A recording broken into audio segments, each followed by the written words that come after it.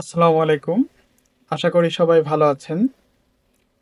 ২০২৫ শিক্ষাক্রমের পাঠ্যপুস্তক কিভাবে ডাউনলোড করবেন? এজন্য প্রথমে আমাদেরকে যেতে হবে nctb.portal.gov.bd ওয়েবসাইটে প্রবেশ করার পরে এখানে পাঠ্যপুস্তক নামে লিঙ্ক আছে, মেনু আছে। এই মেনুর সাব মেনুতে আছে ২০২৫ শিক্ষাবর্ষের সকল স্তরের পাঠ্যপুস্তক।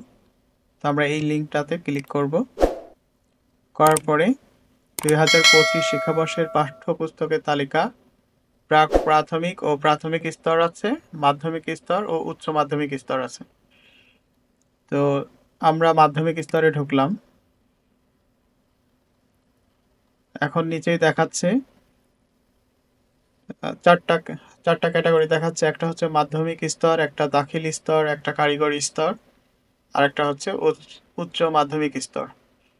তো মনে করি যে আমরা সপ্তম শ্রেণীর মাধ্যমিক স্তরের সপ্তম শ্রেণীর বই ডাউনলোড করব। তো যদি কেউ দাখিল স্তরের করেন তাহলে দাখিল থেকে সিলেক্ট করবেন ক্লাস, কারিগরি হলে কারিগরি থেকে ক্লাস সিলেক্ট করতে হবে।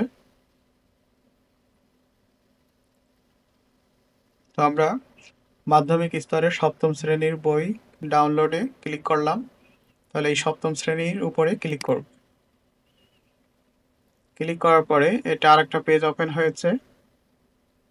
তো এখানে দেখাচ্ছে যে পাঠ্যপুস্তকের নাম বাংলা ভার্সন, আবার ডান দিকে দেখাচ্ছে পাঠ্যপুস্তকের নাম ইংরেজি ভার্সন। তো আমরা বাংলা ভার্সনটা ডাউনলোড করব। তো এখানে সপ্তবর্ণা বাংলা বই, তো ডাউনলোডে ক্লিক করলাম।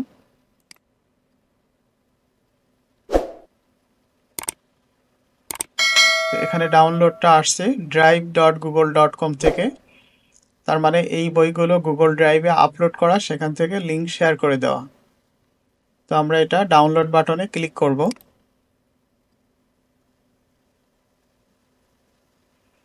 তো এখন গুগল ড্রাইভ থেকে একটা মেসেজ দেখাচ্ছে, sorry you can't view or download this file at this time.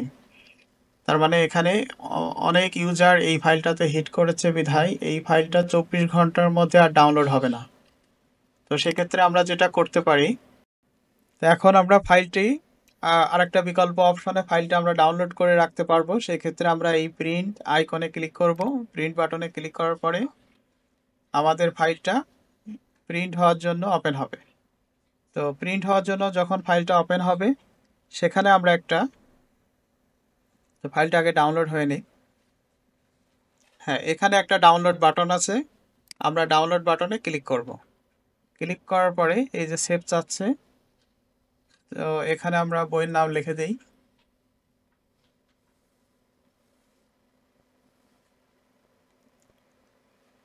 দিয়ে সেভ দিয়ে দেব।